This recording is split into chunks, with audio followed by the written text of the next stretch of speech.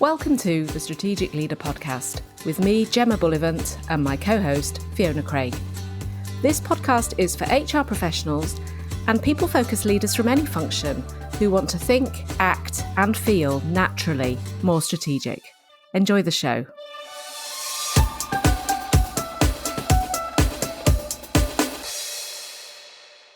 Hello and welcome to the Strategic Leader podcast. I'm Fee Craig and I'm here with my co-host Gemma Bullivant. Hi there. Gem, you tell me, what are we talking about today and how did we come to be talking about it? Well, we've talked quite a lot about creating a strategy that we need that's going to deliver the results that we need for the business.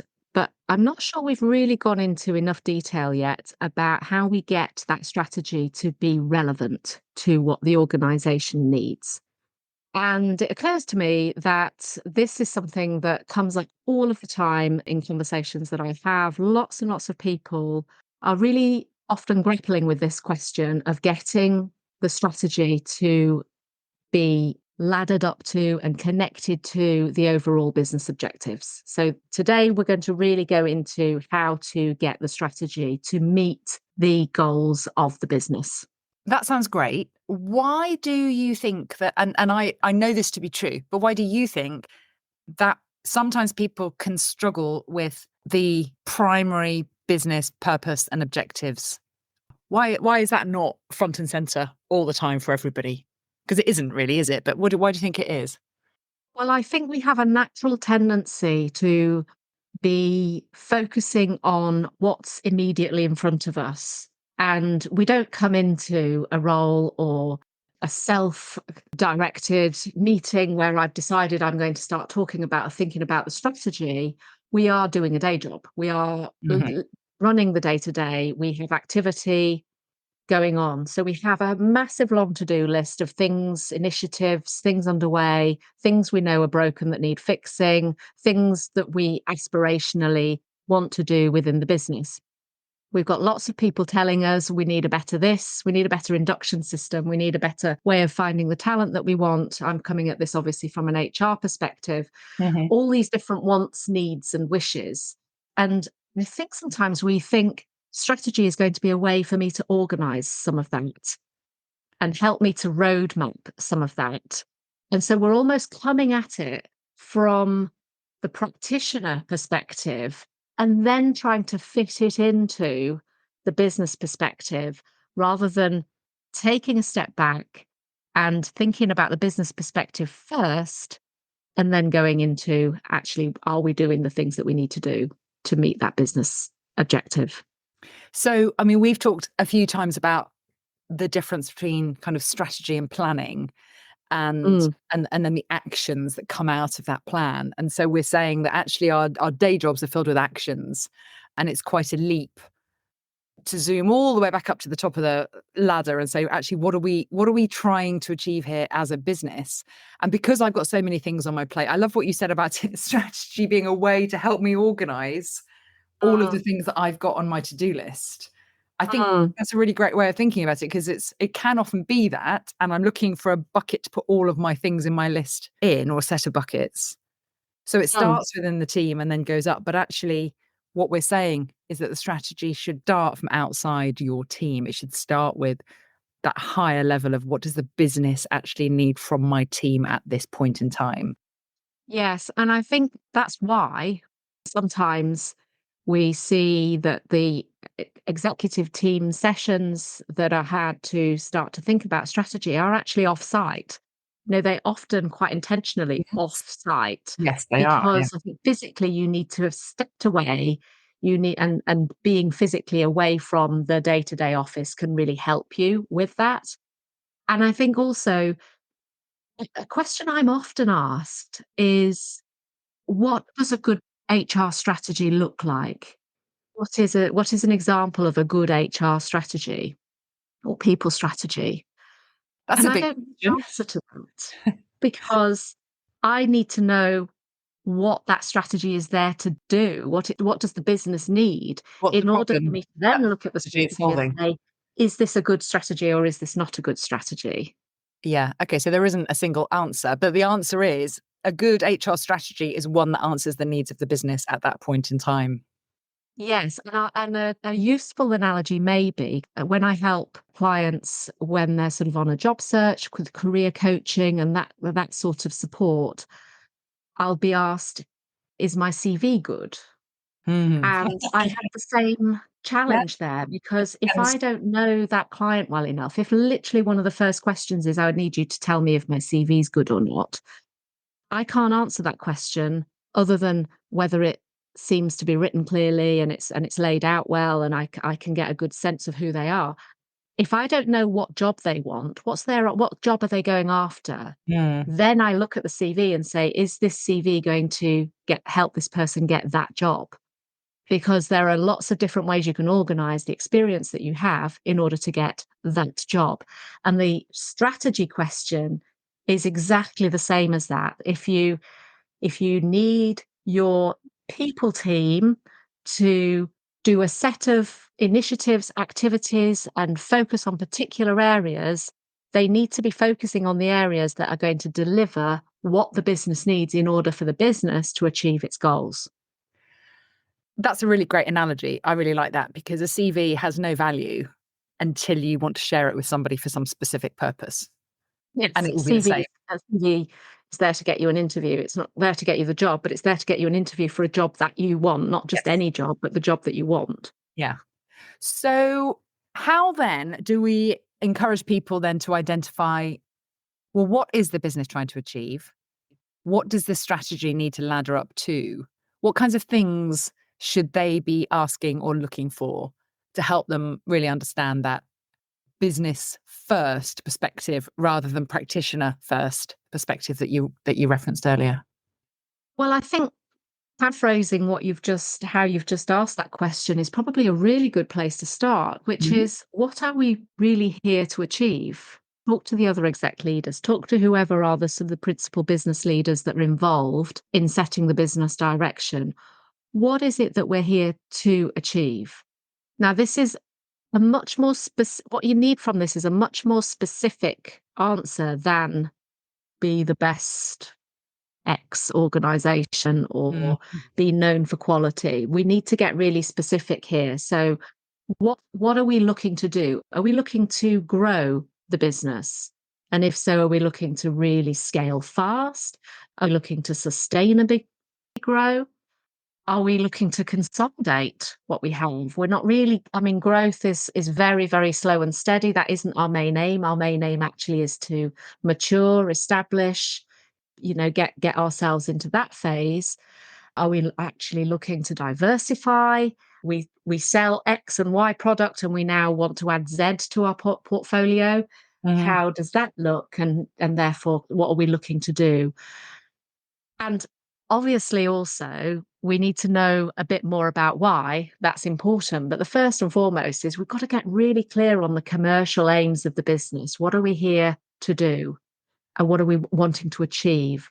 And I'm thinking about this question not from the very big conceptual make the world a better place type answers, Yeah. which So it's we not never mission, vision, get. values type stuff.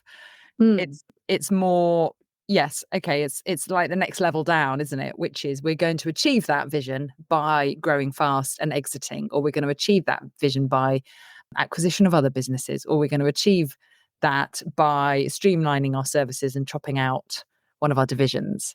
yeah, It's almost like a phase, isn't it? Which you might be in for sort of 3-4 years or so. And so it's around understanding what is the overall focus of the business at that point in time, which will shift according to how mature the business is, what its like ultimate aims are in terms of what the market is doing and the sector that mm, it's in and is doing. yes.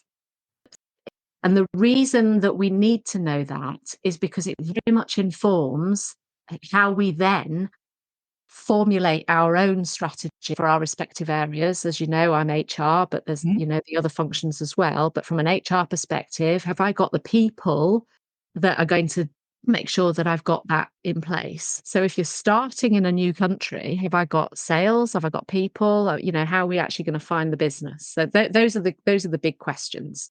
By understanding the main aims, we can then start to really understand, the what's needed that sits underneath them.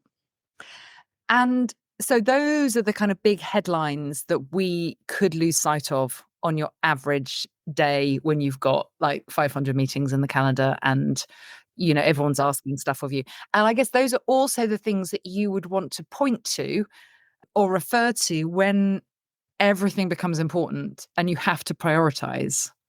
You're going to Yes. use those high level strategic company goals to go, well, therefore, this is more important than that. They may all be important, but this one is more important because it's more in line with what we're Yeah. trying to achieve. So if you are in a stage of fast growth, as opposed to perhaps sustainable growth, you may prioritize recruitment over some kind of longer term onboarding. Ideally, we'd have both. But if we had to stick strategically to one or the other, and we couldn't have both, which is very, is very realistic, really. If Mm. you're looking for fast growth, it's all hands to the pump on recruitment. If you're looking for sustainable growth, then it might be all hands to the pump on onboarding. You've brought all these people in. You've had a year of massive recruitment to meet the scaling needs of the business in order to actually have bums on seats. And then you need to have a look at that workforce and go, okay, so how are we going to keep this workforce developed, grown, retain? And we need to now really start thinking about career pathing. We knew we needed to do it last year, but we didn't have the time or the resource to build career paths as well. So last year, the focus was recruitment. This year, the focus is career pathing. And That so, sort of thing. so we're going to use those very high level strategic business objectives and business mileposts and Yeah, phases and levels of maturity to define, therefore, this is what we need to do, not yeah, this is what I have on my list, or this is what I would like to do, or this is what somebody's asked me to do. Let me find a way of organizing that into nice, neat three or five nice, neat buckets, which is like a exactly. bottom up approach to strategy, which is not what Yeah. we're advocating. I think another really important question to understand fully, and if you've ever been asked to think more commercially, or you've ever had that read that really we need to start thinking more commercially, is to ask the question, how do we make money as a That's a good business? one, isn't it? And you've said in other episodes something similar to this, which is, where do we get our money? How do we make our money? Yes. Because understanding the company's business model from that perspective is really important. Are we making our money through service of the people? In other words, the people are the product, if you Yeah. like. They Making are professional delivering a services. Yeah. service. Yeah. Accountancy, law firms, consultancy, Mhm. anything where you hire somebody by the hour to do a particular service for you would be one example of that. Are we creating a product? In which case, we've got people who are creating those products, maybe innovating new products, but we've also got that cost question to think about as well. So, are we service? Are we product? Are we other types of business? I'm not going to list them all, but Mm. the how do we make our money is a Yeah. really important question. And And do we whilst it feels very simple, I think it's often forgotten as an important question. And I really think that it's not everybody would actually be able to answer that really concisely. And it feels like, oh, of course I know. But if somebody asked you to articulate it, could you articulate it really well? 40% of our business is retained, 60% of our business is project based, for Mm, example. And that mm, helps you to shape your thinking around, and therefore, what should my strategy be? Is that the balance that we want? Is that what we're aiming for, or are we aiming to swap those over, or shift one up? Are we growing both of those, or are we just growing one of those at the mm. moment? Yeah, so understanding that business model of how we service our clients and how our money comes in is pretty critical, isn't it? And Yeah. I'm not sure that actually everybody across every part of the business could articulate that really clearly and simply. Mm, mm. And so it does feel like a really obvious question, but I really suspect it's not easily answerable by everybody who should be able to answer it. Yeah.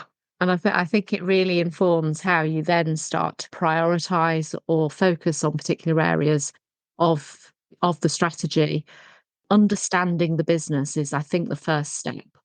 in really And getting yes. to a relevant strategy for the business. And so not just where we make our money, but I guess where does that business come in and how do we find that business Yes. is part of Yeah. that. How do we get our business? What's our way to finding the people that want to buy Mm. what it is that we do, whether it's a product that we produce or whether it's a service that we offer? Who's buying it? Are we direct to consumer? You know, do we work on trade relationships? Do we work through white labeling products for other parties to distribute? You know, these are And all kind of really big the fundamental questions, but sometimes I think people aren't always 100% clear on what the answers are. Probably there'll be multiple answers. We probably Mm, do lots of different things, but just being mm. able to identify that is important, isn't it? And I think the answers to these questions don't need to be MBA worthy. I Oh, think actually they just need to thankfully. be really simple Yes. to articulate. We need Yeah. to be able to say we innovate and create a technical product that helps our customers, whoever our, and we define who our customers are, Mm. to be better at. Mhm. And that product, therefore, needs to be of excellent quality. It needs to be the most innovative or the most efficient or it needs to have certain qualities that's going to actually Yeah. make it of value and attractive to those customers. And as an HR practitioner, even though that is what the business is doing and it's not what we're doing, Mhm. we have to understand that. As a marketing practitioner, we have to understand that. As a finance practitioner, we have to understand that because everything that we do has to, in some way, support where the money comes from. I suppose it's possible. You know, in a marketing function, you couldn't ignore that because your marketing channels have to speak directly to who's buying your product. But in an HR function, you're kind of one step removed from the end product, aren't you? Because your product is the right people doing the right jobs to the right standard. But you still have to understand their jobs in order to bring the right people in and support them in the right way. So even though you're not in the business of creating this product or providing this service, you are there to support those people who are, so you have to Mm. understand it. And what can happen that we sometimes don't appreciate is that if that customer profile changes, it might actually change what we need to do as a business. So I'll give you an example.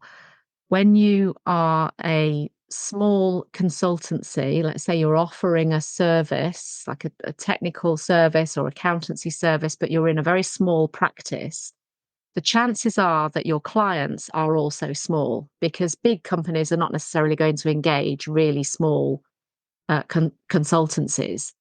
As your business grows, you work in a bigger and bigger consultancy company, your clients may also change in terms of being more enterprise clients rather than SME clients. The sales process involved in that would be different. The governance, the infrastructure that you can show would be different.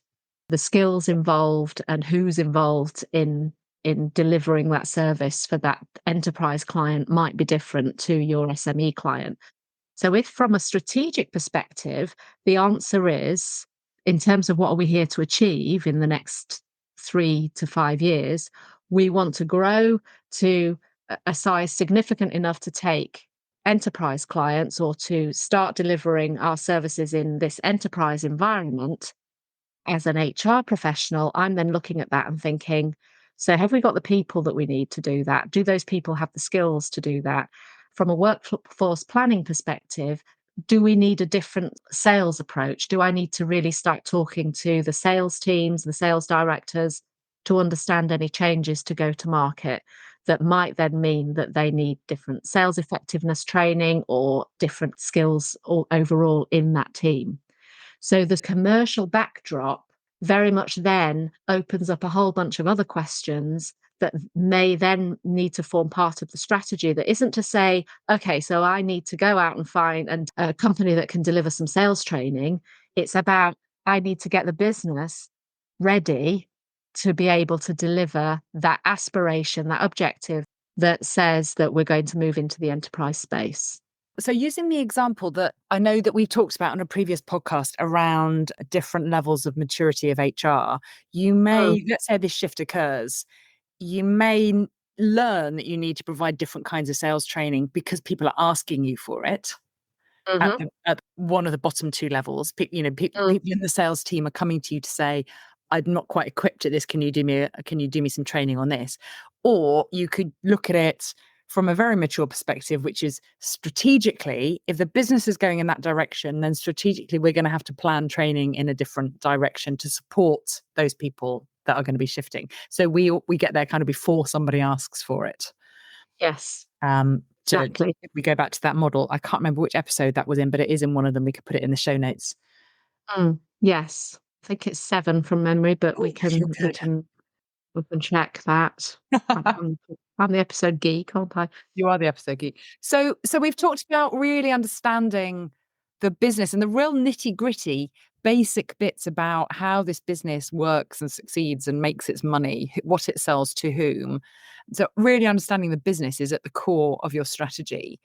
Then what do we do once we've understood that business? We then presumably have to understand, okay, so what are we good at currently?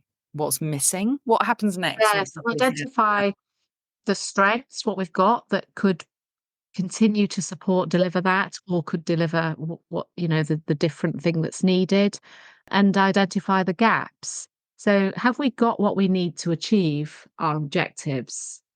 Have we got what we need, to use the earlier example, have we got what we need to be able to operate in the enterprise space? Because we don't currently operate in the enterprise space. We want to work in that space and secure those large, high value projects. Have we got what we need in order to be able to do that? Not just to secure it from a sales perspective, but to also deliver it. And I suppose in with that, another question that you could also ask there would be, what else are we doing that doesn't fit with this? Because it may be that we have got all sorts of initiatives in the can or resource going on certain projects that actually isn't relevant to where we're heading to. And you might say, well, actually, we're going to stop that project. Yeah. Or we're going to end our resourcing on that piece of work or change that approach. I mean, one of my favorite sayings about strategy is, what do we say no to? And often it's very difficult to say no to anything. But if we are refocusing on something, that would generally means, therefore, we're not going to do other things. So maybe we're not going to put our resource into supporting SMEs anymore. And so it is a chance, by looking at what we need, it is a chance to say, well, what else are we doing that perhaps we don't need and we could take out? And that's all part of that prioritize and focus part, which I think is probably step 3, which is, what do we really need? What do we really need to focus on? What's our biggest priority to sort out? So whether we've got a big strategic aim in the business, or whether it's fairly steady state, we can still articulate what we really need. I mean, most people can access the answer to this but through instinct. Put your paper away, put your pen and paper away, or your strategic document, and just tell me off the top of your head, if there was one thing that you would want to do, what would it be? And it's I love the magic wand question. If I had a magic wand in my third drawer down, I can grab it now, put it in your hand. What would you wave it on to make happen?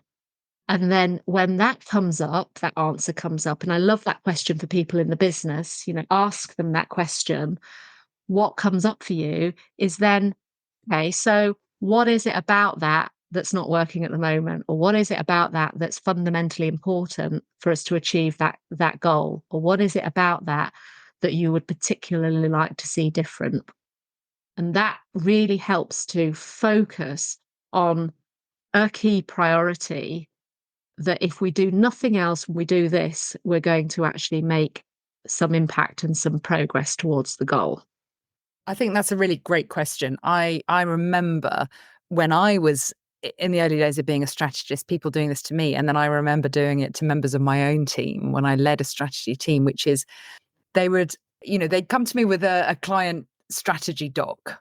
I mean, my background, as you know, is marketing. So we'd be creating a marketing strategy on behalf of a client, and a member of my team would say, right, I've got the strategy doc and it'll be 40 pages long, and your heart would sink and you'd think, okay, so it would start off with loads of graphs and data and this, that, and the other. And I'd be, hold on, stop.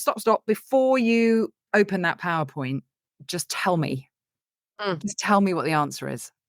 Because if you can't just tell me, what's the one thing you need me to take away from this? If there's only one thing I'm going to walk out of that room with, what's it going to be? I love that. And I also like the one I often use is the sort of whiteboard and whiteboard pen, or the flip chart and the flip chart pen, which is, if you can tell me your strategy using the flip chart and flip chart pen, then it's strong, because you can tell, well, it's got a chance to be really strong because it's simple enough that you don't need reams and reams of Yes. documents in order to articulate the key focus areas that form part of your strategy. So I love that. If you can't explain it with just a pen in your hand, Yes. it's not quite passing the simplicity test. Yes. And not only, I mean, it might well be that your document, whatever it may be, does have to have a lot of detail in it, but you should still be able to articulate the nub of it in, 3 bullets. Because that idea about, if I could only do one thing, what would it be? You're going to get pushback. Someone's going to say, well, all of these things are important.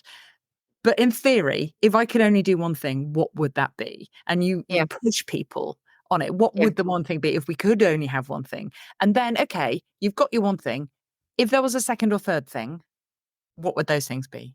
yeah, And you're kind of forcing people, understanding, yes, okay, I accept the fact I have to deliver all of this stuff. But probably if we spread ourselves too thin, we won't deliver any of it. So just forcing people, theoretically, if there was just one thing, what would it be? And then yeah. what would the second thing be? What would the third thing be? Is quite a good discipline, really, and quite a good challenge to bring It's like in the to help with genie. that. Like the genie, you've got 3 wishes, Yeah. and your 3rd wish cannot be, "I want an endless number of other wishes, please." You only get 3 wishes. What are your 3 wishes? Yes. That's just occurred to me as you were talking as well, that maybe is slightly expands on the magic wand. So So yes, magic there's wand strategy. to get the first thought and then extend it out to, okay, so Yeah. I'm now a genie, and you can add Strategist says another genie. 2 Yeah. wishes. What would they be? Yeah, but it's I think it's good to ask that theoretical question. I accept the fact you want everything, but if you could only have one thing, what would it be? Is a good kind of discipline to bring that challenge and get things in the right order. Getting things in the right order, I think, super quickly, because I know we're running out of time, but one of the things that I think is really helpful to get traction on a strategy is to start to think about some quick wins. And the quick wins that are reasonably simple to execute, that are going to generate some results, just to start building a bit of momentum. So just thinking about things from how easy it is to implement, but also whether it's actually going to generate any positive results, versus how tricky it is to implement. And we're going to have to wait a bit longer for the results, but the results are still important. And if the results are not important or impactful in either sense, whether it's a quick win or whether it's a long haul, don't do them. Why are we even prioritizing them? So, what we're saying, therefore, we've got some fairly essential questions to ask and to be make sure that you can answer succinctly before you're putting that strategy together around really understanding the business and what we are here to do. How do we make the money? Are we in a phase of growth? Are we in a phase of divestment? Are we scaling? Are we consolidating? Are we moving into new territories? Where do we get our business? Who buys what we do? What are our sales channels? What does that mean for us as an HR team? And how do we support that? Looking at where our strengths are and our gaps are, and then prioritize. Where do we put that focus? Which order Yeah, do we do things? What do we do first? These are all exactly. critical questions when you're putting a strategy together to make sure the strategy is an outside in strategy, not an inside out strategy. So when we're thinking about inside out, we're talking about our to-do list and resisting the temptation to take our to-do list and try to organize it in such a way that it's going to meet our business objectives, because instead we need to start outside first, coming in, which is to say we'll look at the business objectives first. So I hope when you're listening to this, you think, okay, that gives me the permission that I need to just step away from that to-do list in order to create something that is going to be more relevant to the business. Step away from the to-do list. Is that the title of this podcast? What a joyful thing to think about, stepping away from the to-do list.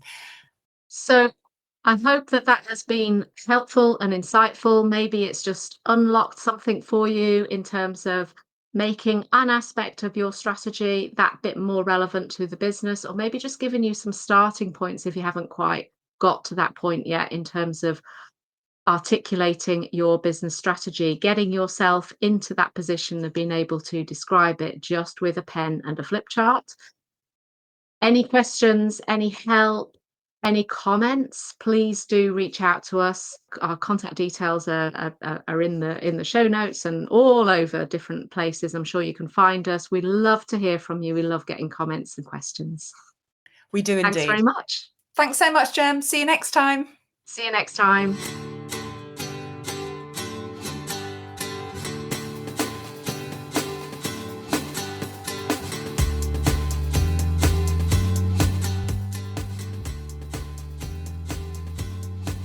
Thank you for listening to this episode of The Strategic Leader. If you liked the episode, please subscribe to access more of our recordings. And if you think it'd be useful for someone else, please forward to them and leave a review. We base our content on questions we are regularly asked and what you want to know more about, so please do email us with any questions or comments to gemma@gemmabullivant.co.uk. And remember, you're already being more strategic than you realise.